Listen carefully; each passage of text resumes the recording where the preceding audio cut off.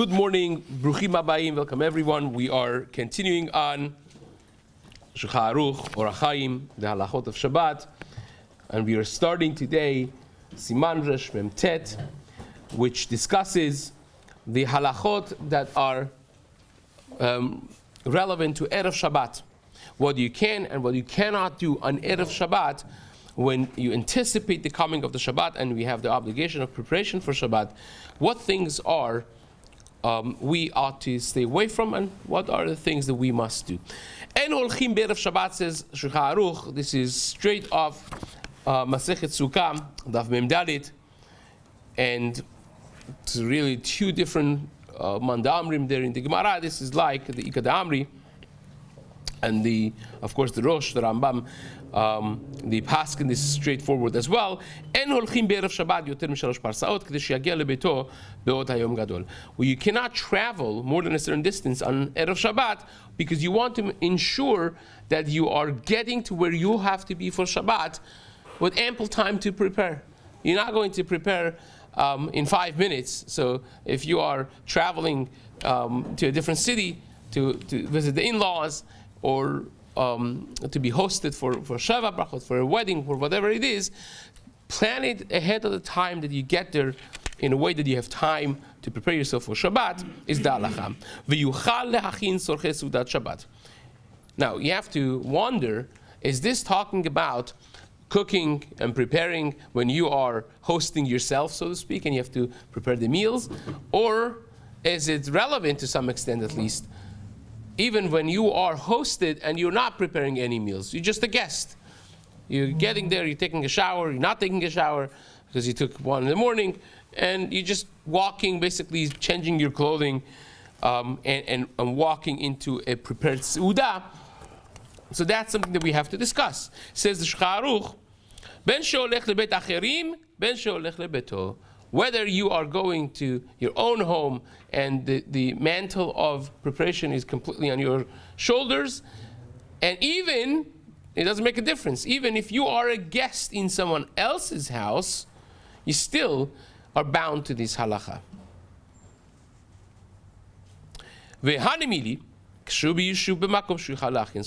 That's only if you are in a settlement, in a residential area, that you could prepare for yourself Sorchei Shabbat.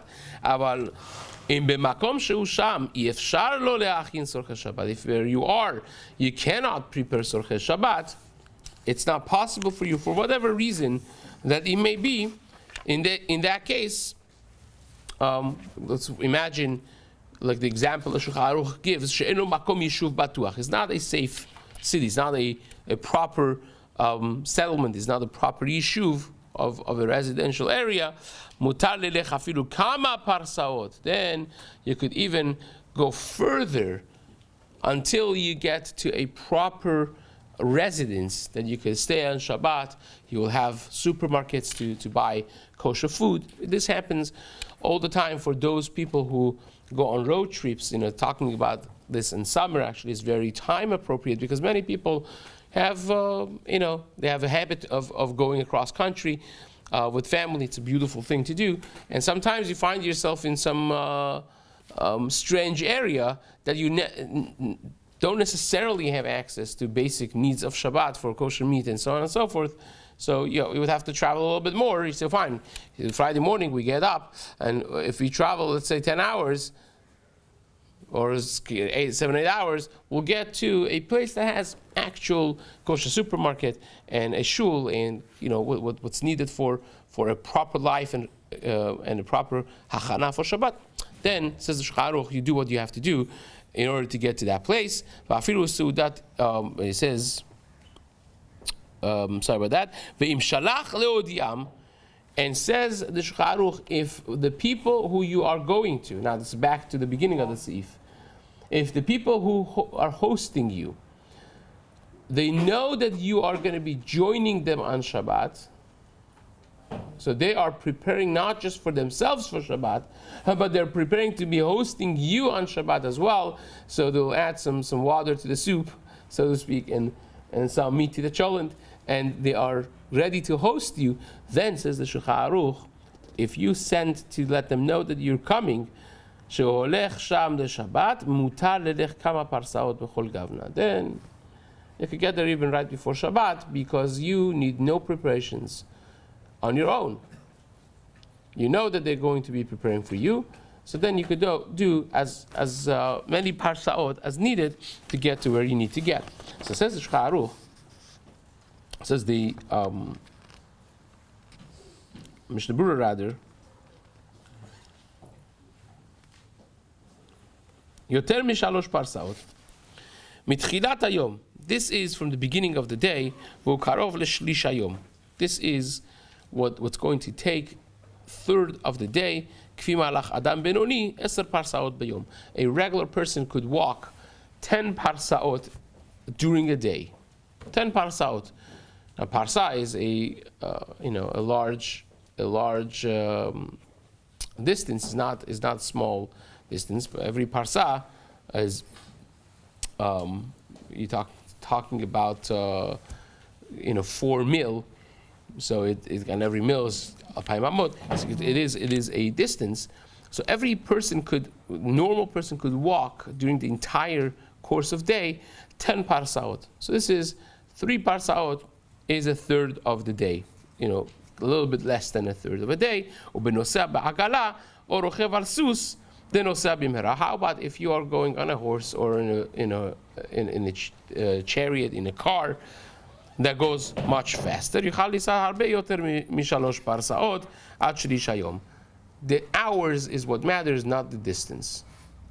Because we want you to have more than 2/3 of the day available to prepare for Shabbat. Right? You want to be able to, again, especially back in the day, you have everything is fresh meat, you have to salt, and you have to prepare, and you have to go and take the water from the river. It took much longer, so the preparation needs 2/3 of the day. And from the Bach, you see that if you have a travel with a car or with a horse and buggy back then, that you could even start it after Chatzot. Right? Not only that you could do early on and say, well, I'm going to go a longer distance, but you could even start it after Chatzot, provided that you're going to stop and start preparing for Shabbat.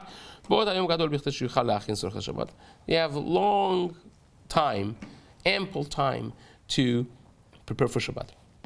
Now, before we go any further,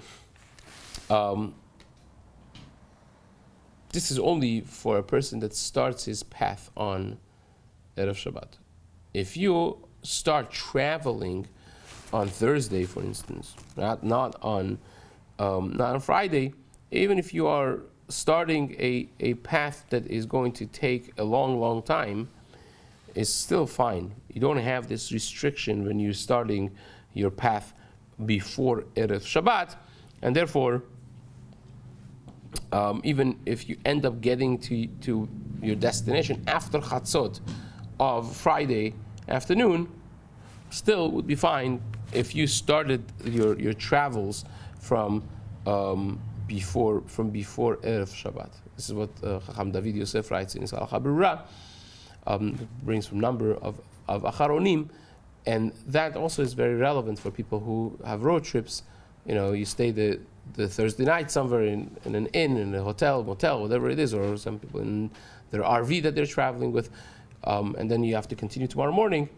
Even though that the continuation is going to take the majority of the day, you're going to get there after Chatzot, still is fine, provided that you think you could still prepare for Shabbat in a proper way. Now,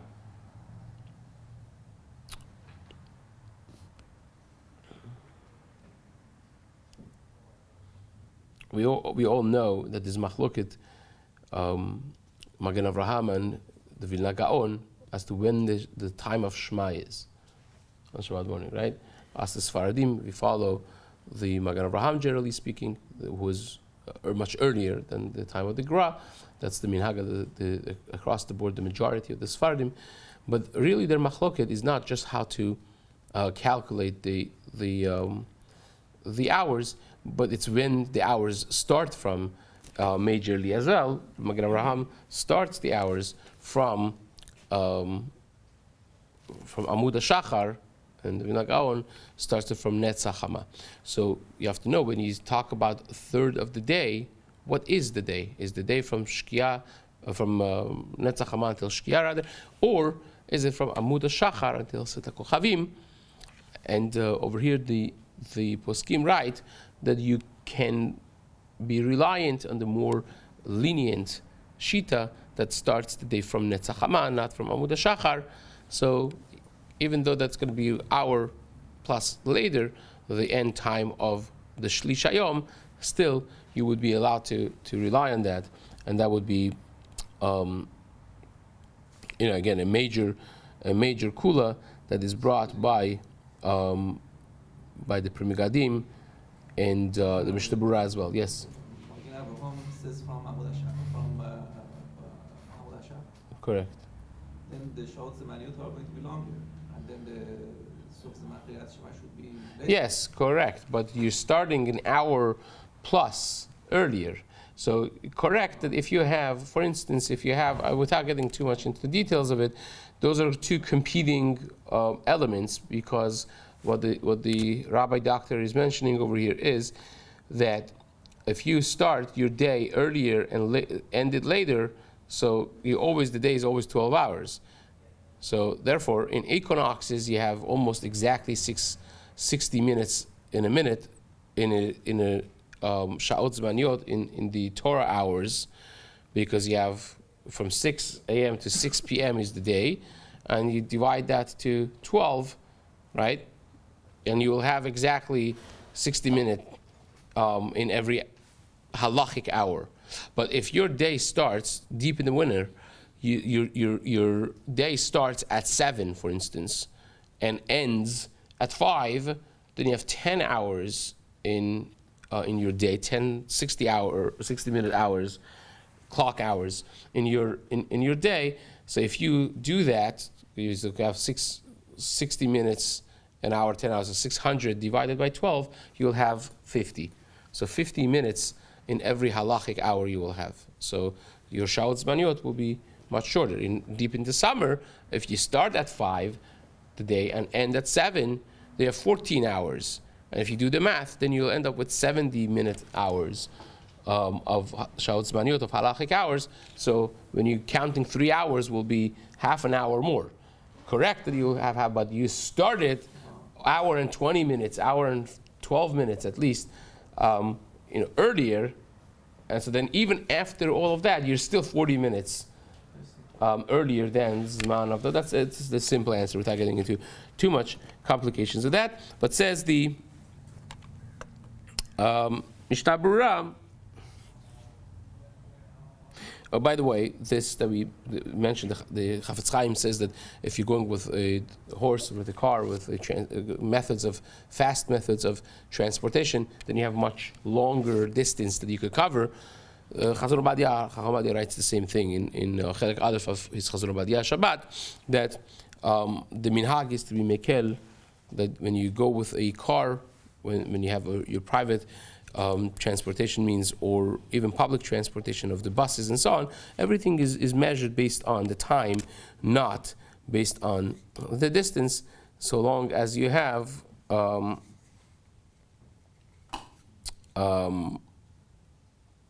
the distance that you would have covered, which if you do the math would be 3 hours. It will be, if you do the math, it will be, I think it comes at 3 hours and 36 minutes. That's what the time span, not really the distance.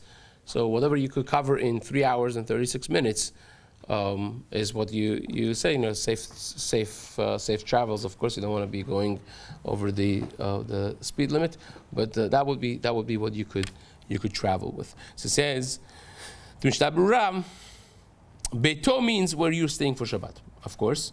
It's not necessarily a house that is owned by you. And if you go to someone else's house, even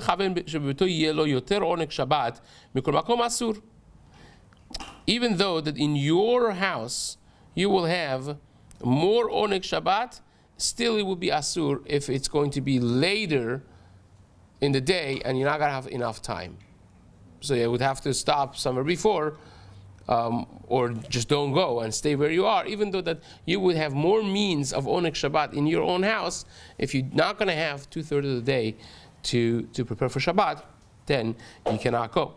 And also it's the same thing with when you are traveling to someone else's house or your own house, and they don't know to expect you. Your bnei bayit, your household does not know to expect you. So then there are not going to be any preparations, and that would be not proper if you get late. Ube medinot elu, says the Chafetz Chaim, rov bnei adam mechinim tzorchei Shabbat berevach. A massive difference, says the Chafetz Chaim, culturally speaking, is that nowadays we don't prepare for 3 people for Shabbat when we have 3 people. We prepare for 15 people when we have 3 people. That's Baruch Hashem, we live in a blessed time, and people go above and beyond the letter of law, of the expectations. Says the Chafetz Chaim, nobody is careful with this halacha. You're always ready for extra 2-3 guests. So, yeah, if you are 15 people going somewhere, that's one thing. But if you're a single individual going home, well, you think they're not going to have an extra piece of chicken? Yeah, they're going to be ready, because that's how we do it nowadays, says the Chafetz Chaim. Therefore, nobody's careful in this element of this Seif of Shulchan Aruch, says Chafetz Chaim, ben ksholech lebeto, whether you're going to your own house, or leitareach bebeit acherim, even if you're going to be a guest in somebody else's house. That's already from the time of Magen Avraham. This is not the Chafetz Chaim's chidush. Magen Avraham already says this. ובהרבה אחרונים ראיתי שכתבו, מכל מקום צריך להיזהר לכתחילה שלא ילך או ייסע עד סמוך לערב. Says the Chafetz Chaim, even with all that said, do not prepare yourself in a way that you get to your destination right before Shabbat comes in, right? So don't say, oh, what time is candlelighting? Candlelighting is 7 o'clock. We're going to get there 6:59. We're going to be good. That's like foolish. That's disrespectful to Shabbat and the whole thing that it stands for. You want to be coming in with nachat ruach, calm and put together. You want to take the risks of having to deal with a flat tire and running out of gas, and a traffic jam due to an accident, unexpected accident on the road. All those things you want to take in consideration, right?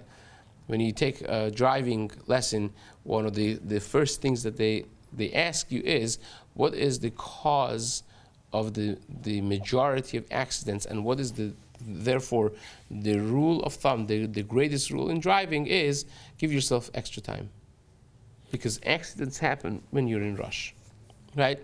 But here in our dealing with this, again, part of respect of Shabbat is be mindful of the roadblocks, so to speak, that could potentially be there.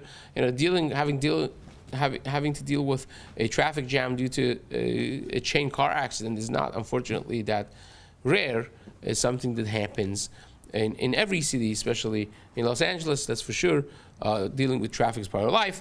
So you have to be giving yourself enough time that when you get there, you have time to calm your nerves and unwind and accept Shabbat with proper mindset and with calm. I have no idea how many times the rabbis get a call minutes before Shabbat. Rabbi, I'm parking my car on the bridge, walking for 2 hours to get to my destination because I didn't know there's going to be a traffic jam. You think that's not a common, should not be a common call, but it is, unfortunately, something that, can I carry my keys? Can I not carry my keys? Can I carry my phone? Is it dangerous? Not dangerous? Becoming dark. I'm in a neighborhood. I have no idea where I am. Is it safe? Is it not safe? Should I carry my kippah on my head? Should I? Yeah, these are questions that unfortunately we do get, and that's due to the fact that people are not careful to get there at least 2 hours before Shabbat. You want to give yourself plenty of time. So never plan your travels in a way that you get there before Shabbat, right before Shabbat. Kibal ushpiza או אפילו בביתו כשפת סמוך לשבת מוסיפים לבשל בשבילו. It says Chafetz Chaim, forget about getting stuck in the way. You come right before Shabbat and the host is like, and they're embarrassed, so then they go on and put a few things in the pot, add some water to the soup, and Chas v'shalom, because out of embarrassment, you cause them to do Chilul Shabbat. Sometimes you'll have an emergency on the way and you get lost or whatever else it may be, and you'll be stopped on the way and you don't get on time to your hotel or to your host or to your house even. Imagine that you have to carry outside Eruv and come from outside Tchum to inside Tchum, and Shvitat Behemto, sometimes, back then when they had their Behemah with them. You have to be mindful of all these things and make a rule for life that I will never ever get to my destination anything less than 2 hours before Shabbat. That's like something that you make up with yourself in life, and you'll live by it, even though that Chafetz Chaim says these things don't necessarily apply the same way nowadays. Still will be an important thing to be mindful when you know the scope of things that could happen. And that, of course, the Mishna Berura says, the Shulchan Aruch says, is only when you are going in a path that they don't know necessarily that you're coming, they don't know to expect you. But first of all, says the Shulchan Aruch, if you go traveling to a place that they don't have Sorchei Shabbat, and if you want to have kosher supermarkets and so on, you have to travel longer, right? Your destination, there's no supermarkets for Shabbat to buy Sorchei Shabbat, so you have to go a little bit longer and get there right before Shabbat in order to be in a place that has kosher items and so on. Then you could go, said the Shulchan Aruch. That's the details of it that we're not going to necessarily get into. But again, the person should. These are setting off alarms for discussions to be had for people who find themselves in these situations that they have to ask a she'ela. Now,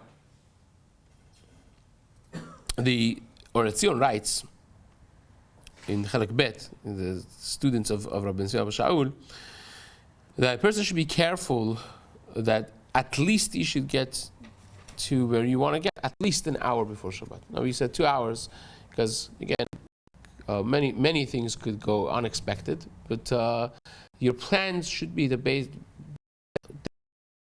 klal in a regular normal way, derech hateva, I should say. You should get there at least an hour before. But again, give it an extra hour for all the emergencies that could come up. But says the Orasion at least an hour before Shabbat. Even if something breaks, you could have ample time to fix it and to get there on time, dealing with all the potential things that could happen. And I believe the Yaakov Yosef writes something very similar. It does not give an amount of minutes, but it says like you have to get every potential problem in it's like everything that could go wrong will go wrong. How much time you need, right? You need 2 hours. 2 hours. You plan 2 hours before. If you have a traffic jam and you get a flat tire and your mother-in-law calls in the middle, and so all that taking consideration, you need 2 hours. That will be 2 hours planning beforehand, and that's what you should do. Now,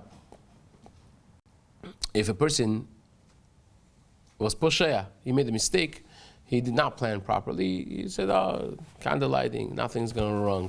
You're going to go late, last minute, mamash. There's some people always doing in everything last minute in life.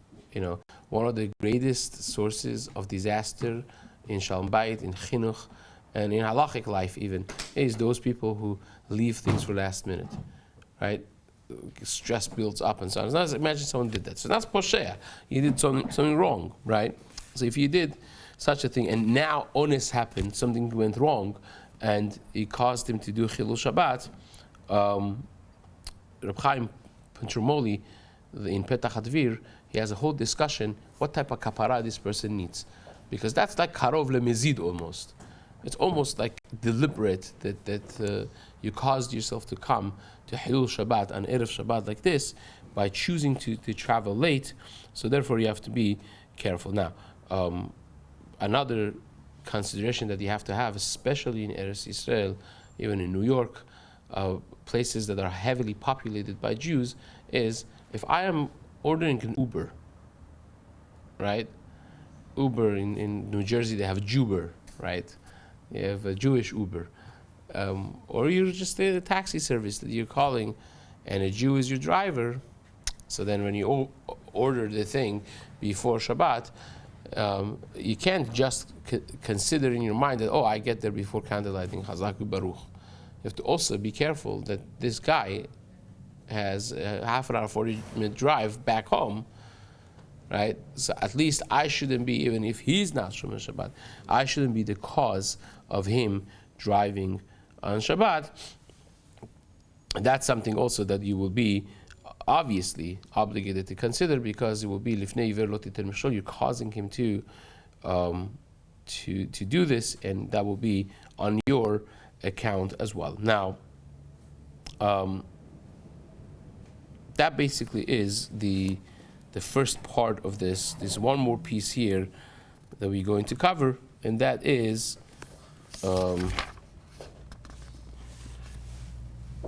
when you are going there and they know that you're coming, they know to expect you.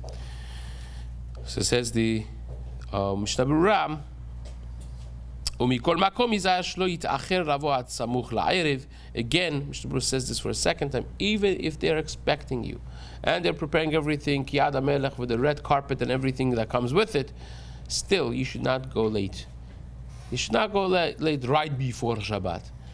Right? As we mentioned before, Seif Katan Gimel, that is something to be mindful, even if every preparation has made, because the mental preparation is a thing as well.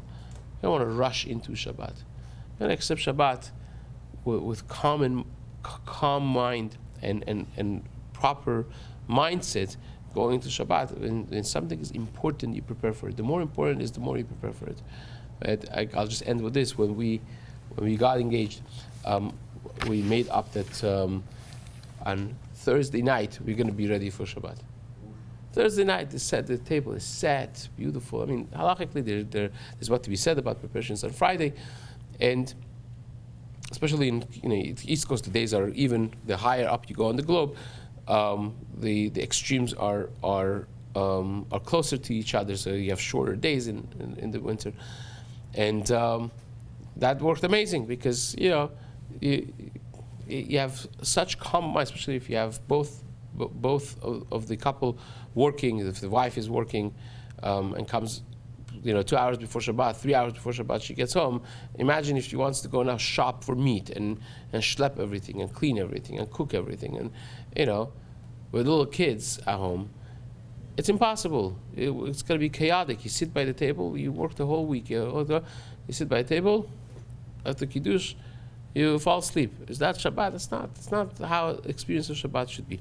So we did that. Of course, it worked well until our firstborn started crawling, and that the first disaster was that he just took the tablecloth and pulled the entire thing with the plates and everything down, and then we moved it to Shabbat, but to Friday by Chatzot. Friday by Chatzot, and now this has become a movement, the Chatzot movement. That Friday by Chatzot, you're ready for Shabbat. You're already taken shower, you're ready, you sit, you read a Sefer, you spend time with the kids, you read them the Parsha, you study the Parsha yourself, you get yourself mentally prepared for Shabbat. It's not just don't do Chilul Shabbat, take no chances. Fine, that's correct, halachically. But what Chafetz Chaim is saying at the very end is, that's not it. You want to enter Shabbat with proper mindset. You want to be prepared for it. You want to go to mikveh, you want to get dressed up. Give yourself a few hours of preparation, proper preparation. You want to take a nap if you're tired, if you're working hard.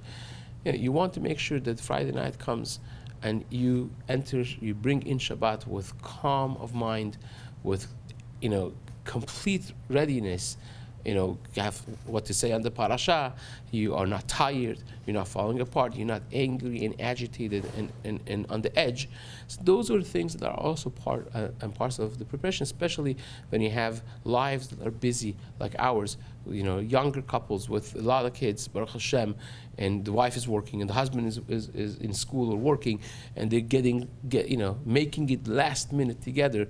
That's not the way Shabbat's supposed to be. You give yourself proper preparation already from before Shabbat. Even if it's too hectic, you do it from Thursday, and you plan to be ready. Giving yourself a lot of time before. I always say that I'm baffled by the fact that when some people, when Shabbat is at 4 o'clock, 4:30, they're running 2 minutes late, and when Shabbat is at 8 o'clock, they're running 2 minutes late. That's lack of planning, lack of preparation. If you plan, you could be ready by Chatzot. You could be ready a good hour before Shabbat. And if it's really a matter of planning, so plan properly. That's really the message of Chafetz Chaim here. Bezrat Hashem will continue in the days to come.